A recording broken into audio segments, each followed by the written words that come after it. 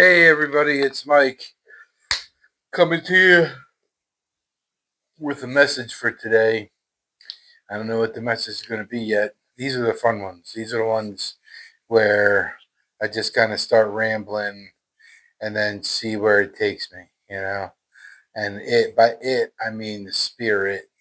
Um, you know, it takes me all over the place. So I'll just start by going through some updates of what's going on in my life, I guess. I got some big news today, hot off the press. My book is available now for pre sale for the release date of February 25th, 2025. But it is available for pre sale on Amazon.com and BarnesandNobles.com and probably a whole bunch of other websites that I don't even know about .com like that. Um, but it's kind of neat, to be able to go to Amazon and type in your name as the name of the author, and then to have your own book come up and be like, I wrote that. It's pretty neat. But I didn't completely think that way because what's that? It wasn't me that deserves all the credit for the book because while I wrote the book using my fingers and my computer in my office, you know, it was the spirit that really wrote the book in 2 days. 2 days, wrote that whole book. And I would have never been able to do that without the help from the spirit and divine divine intervention from God and Jesus and everybody else. There's just no way that I myself would have been able to do that. So, I can't take all the credit for the book, but you can't put in, I mean, technically, if you put in God in Amazon, everything would pop up because He created everything. So that's not really a good way to search, right? I mean, God created everything, but He did create this book, and I'm just so excited because now it's starting to become a realization that it's actually going to happen. I ordered about 50 copies of my own that are going to be shipped directly to me, that I'm going to be able to distribute to some close friends that really want the book sooner than the 25th of February, so they'll be able to get it a little bit sooner. Since they know me, I can have it shipped. If anybody wants any huge orders of the book, I can do that too. I just have to order it through me to get it to you. Um, if you wanted to do something like that, but it's it I just have every hope and every dream that this book really takes off and that people really read it and embrace the message in it and really think twice, before they just continue living their lives the way they've been living them. And maybe this helps some people wake up and really realize what is important in this world and in this lifetime that we get. Because, believe it or not, our lives are not that long. They're not. We get, you know, 70, 80 years if we're lucky, or more than that, if you're lucky, depending on how you look at it, you know. And that's it. Like, that's all you got. You get one shot, you know.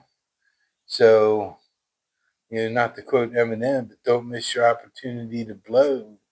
You know, it's time to use this life as your opportunity to grow and to continue growing and to continue evolving and to continue learning really until the day you die. And that is the key of living a long life, is to always be growing and learning and taking care of yourself and you know becoming a better person and developing yourself. That is the key. And so many people, they just struggle with it. They work their whole life and then they wake up and they're like, all right, I'm 70, so now I should go take a social security check. And they start taking social security, and they don't do anything with their lives. They don't go to any kind of groups. They don't participate in any kind of activities. They just wake up every day. They drink their coffee. They sit in their recliner. They turn on their TV. They watch their shows. Maybe they read a book or something, or magazine. Maybe they get on Facebook or social media or the internet, and that's it. And they wait. They wait to die. Like, that's all they do. And, your life doesn't have to be like that. It doesn't have to be so um, empty, you know, um, and unfulfilled, you know. Um, because it's like, no matter how hard you work for that company you work for, when you retire and you leave, they don't care. They find the next person, they hire them off the street or promote them from within the organization, and they put them at your desk and they teach them your job, and then they move on. And that's it. And you get a little watch, or you get a little present, or you get a little retirement gift, and that's it. And then you're stuck to yourself with nothing to do, nothing at all to do, but sit around and wait to die. And that is not what Jesus and God had intended for you in your lifetime. They want you to be involved with them. And that's the time in your life where you should have more free time. You should be able to read the Bible. You should be able to go to church. You should be able to participate in small groups at church, or different groups or organizations, or things that interest you. Um, but it's a new life that you have to transition into. You went from the working world to the non-working world, and it's like a lot of people just can't handle it. And they can't handle it because they don't know what to do. They've been working their whole life and they don't know how to retire. And, you know, maybe the first year is great. You go out and play golf every day, or, go do whatever you want, go walk at the park every day or whatever. But eventually, I think your life, you come back to the big questions of like, did I live a fulfilled life? Have I done everything here on earth that I'm supposed to do? Have I helped as many people as I was supposed to help? Um, you know, like, I just believe that you need to keep doing that and keep helping and keep growing and keep loving and keep, showing it to everybody on the planet and in the world, you know, as long as you possibly can. You need to continue to be how Jesus was, even when you're in your 70s and your 80s. You need to continue to be a servant and have a servant's heart and serve others and love others and just, I don't know, like be there for others, especially when you get older because there's so many people out there that get what we say old and they just shrivel up and die, because they don't know what to do. They don't know how to interact with the church, and they don't know how to interact with God and Jesus. And I'm not saying you have to go to a church. Some people are uncomfortable with going to a church, but even just having that one-on-one relationship with God and with Jesus through the Spirit, and just asking them to, you know, guide you and show you the way that you need to live your life and the things that you need to do, like things will just pop in my head, like out of nowhere, just creative things. Like I had this thing today where, I used to send out these recipe cards to stay in touch with my clients, and I have them right here because I did another video of these recipe cards with something else today that I was kind of looking over. But I had these recipe cards, that I would send out, and every single month my clients would get the recipe, and on the back it would say some kind of slogan of one of the best investments today. Real estate is a great investment, and there are opportunities right now if you know where to look and interested. I've got your recipe for success. And then it's got my picture on it. And these are all designed to keep me in front of my clients every single month and be their kind of go-to person if they're thinking about buying or selling during that period of time. When they see the card, then I'm all of a sudden I'm top of mind, and they're supposed to call me and then work with me, kind of thing. And and it worked sometimes, and sometimes it didn't work. Sometimes I had clients of mine that listed their house with other people, and I didn't get upset over it. I mean, things happen. People grow apart. People change their minds. People meet other people that know other people that are connected some other way with somebody else, and things happen, and people change and whatever. But I thought, there's got to be a better way, you know. So I just kind of been like praying about it and stuff, and all of a sudden, today it popped in my head about this program that I've been getting emails from a lender that I refinanced my house with, and it's this program where you put in a name, email address, and address, and it emails home value report, kind of like a stock market portfolio report to your clients every single month with your face on it, and they get to see it got sent by you, and they get to see what's going on with their house. Is the market strong? Is it soft? Are they making a lot of money? Are values still going up? Are they staying stable? Are they going down?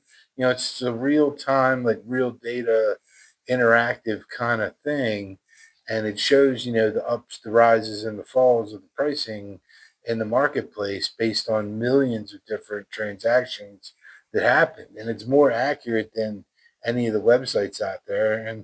And the thing is, for cost wise, it cost me like half of what I was paying for the recipe card, so I can impact now twice as many people for the same price, or I can still impact more people than I was doing recipe cards were for half the price. So it's really just like it just came to me at just creative idea, and it's through being in a good space and being in a good mind space with with Jesus, with God, and just having these ideas just kind of come to me. And that's what I'm getting at. If you're older, it's like you want to continue to stimulate your brain and stimulate your mind and not just have it just, kind of drift away and wander away into this like abyss of nothingness and, just grayness and darkness and eventually blackness until you're just gone, you know? Um, like that's not what life's about. It's not about, you know, just just just surviving. You should be thriving. Thriving until the last breath, man. Like keep growing, keep learning, keep doing as much as you possibly can. Or you're just gonna fall apart. And things are gonna start breaking down on you. You're not taking care of yourself, whatever. I mean, things, they just get old and they just break. But if you have the spiritual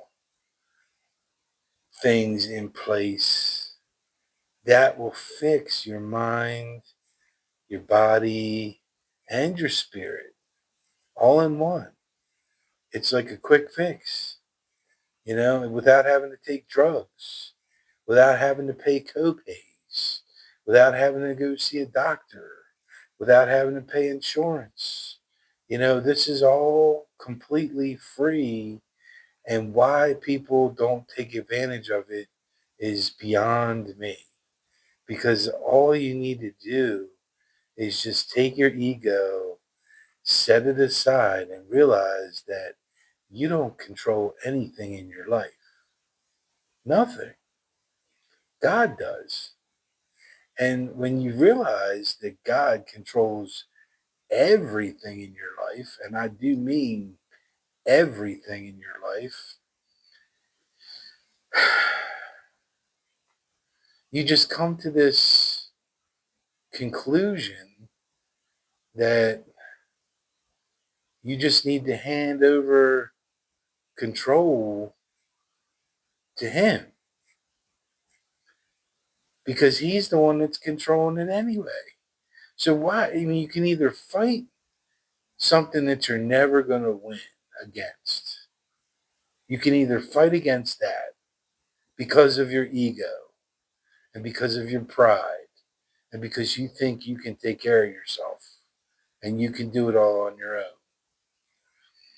Or you can turn around and say, you know what? Maybe I can't do this on my own. Maybe I'm not going to last the way I want to last on my own without any help from somebody upstairs. Maybe I want to be healthier than I am. Maybe I want to have more opportunities than I do in life for all kinds of different things. And maybe when you realize that God is the one that gives that to you know, He's the one that gives you your creativity. He's the one that gives you your health. He's the one that gives you your wisdom. He's the one that gives you everything, your energy, everything. And you just have to realize and you just have to accept the fact that that's the way life is. And like I said, it's hard. It's really hard for a lot of people, especially older people, who think they've done everything themselves this entire life. They were, in the military, whatever. They got married. They bought a house. They bought another house. They had kids. They raised their kids successfully. Their kids have grown up and gotten married. And, you know, they've now started their own families. and they now have kids. So these people have grandkids, and they have things to do with the grandkids now. And it's just they think that they have made it through this whole process that we call life, and they've done it on their own. When the fact is, they haven't done it on their own. They did it with God. They did it with God's help, you know? And when you finally sit down and reflect on some of the hardest times in your life and how you got through them, it, you'll see that it was by the grace of God that you got through them. Through one way or another, something miraculous happened, and you were able to pull through whatever the situation was that you were dealing with, and you were able to make it make it through. And it's just you know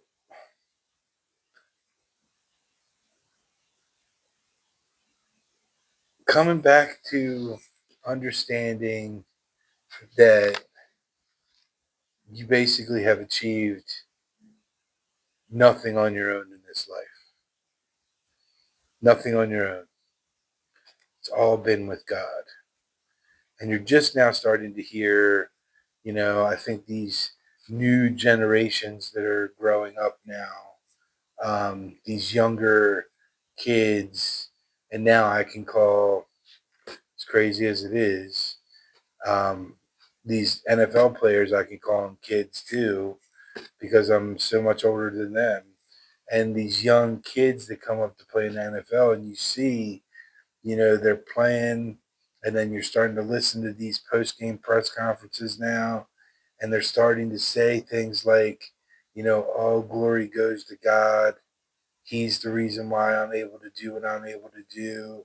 And they're starting to give credit where credit is due, because they realize that they wouldn't be where they are if it wasn't for God helping them and assisting them and giving them the gifts that they have, that they've realized their full potential to be able to succeed at whatever, you know, sport that they're in or pursuing.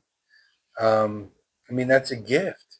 Not only were you given a gift, you were given another gift of wisdom to be able to know that you had a gift, to be able to utilize that gift that was given to you.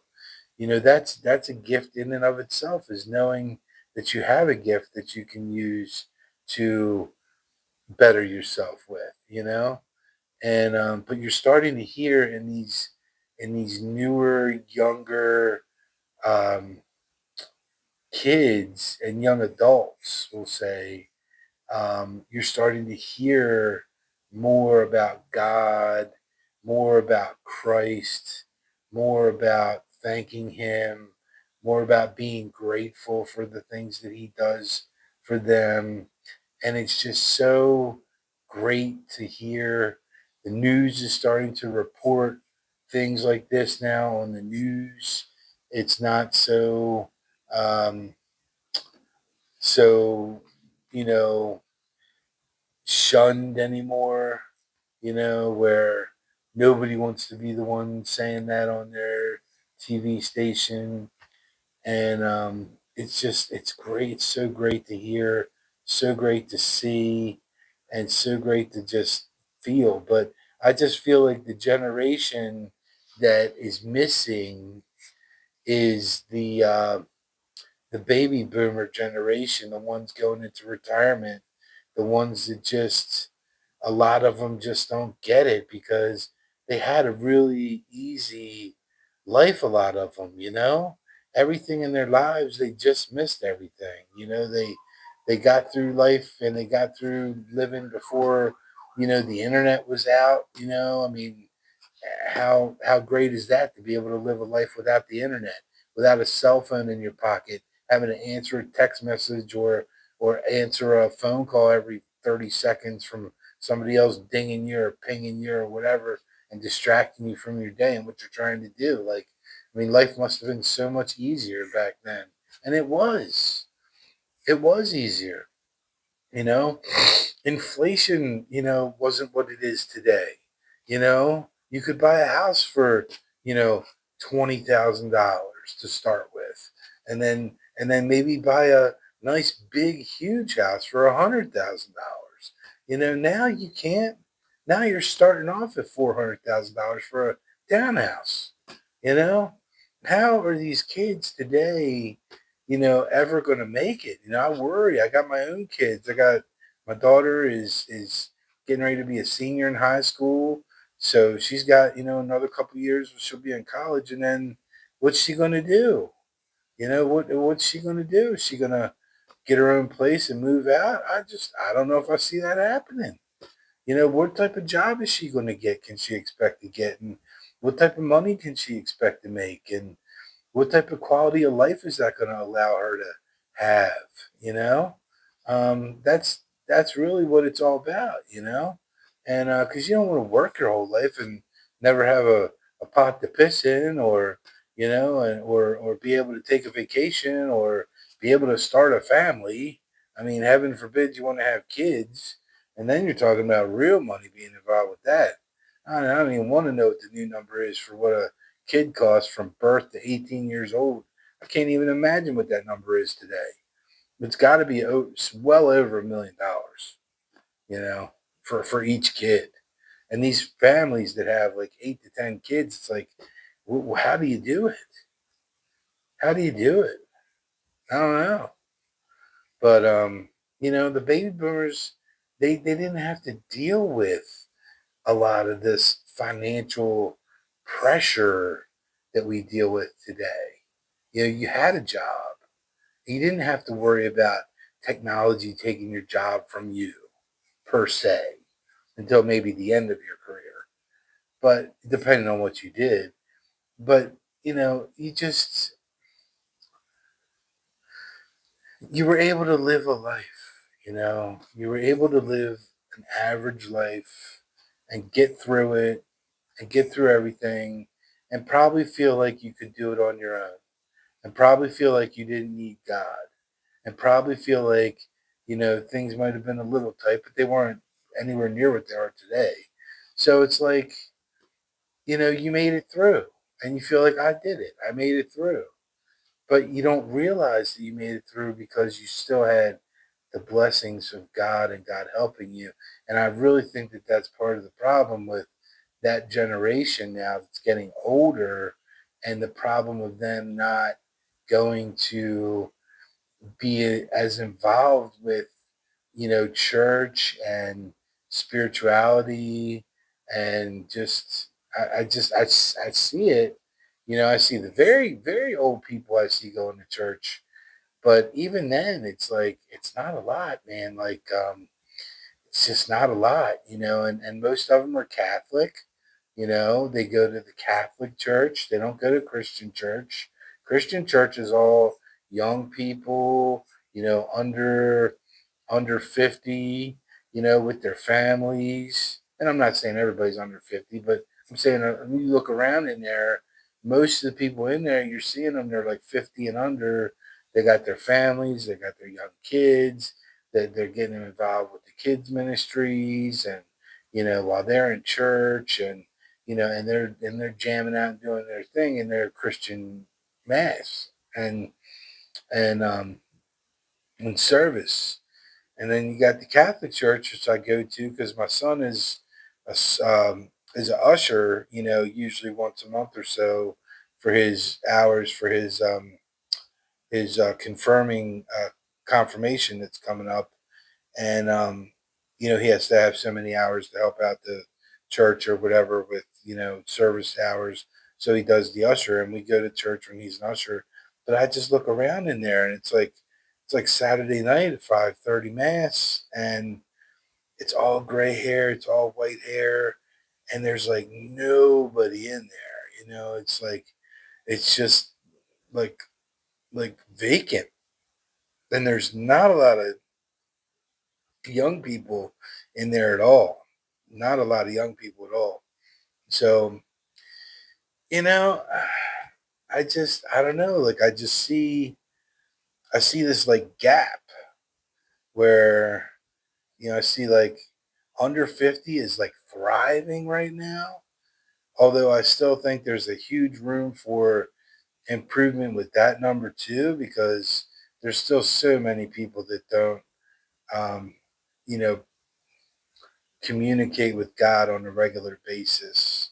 I'm not even going to go there with church because, like I said, you don't have to go to church to have a relationship with God. It's not the most important thing in the world. But there's just mm, there's just so many people that have opportunity right now with being retired, sitting around and dying every day when they could be worshiping every day. They could be talking to God every day. They could be growing every day. They could be reading the Bible every day. They could be learning. They could be praying every day. They could be wanting to go to church every day.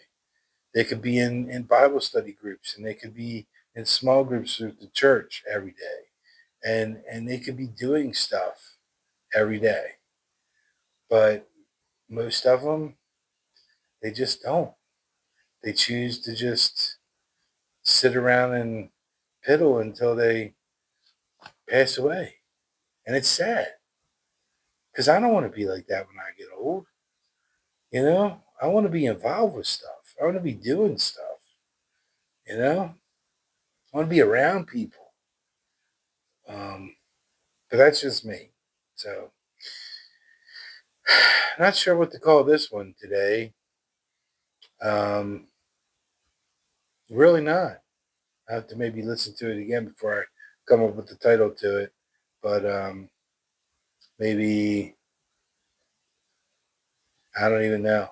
I don't even know where to start with that. But anyway, thanks for taking the time to watch the video. I appreciate you. I appreciate your support.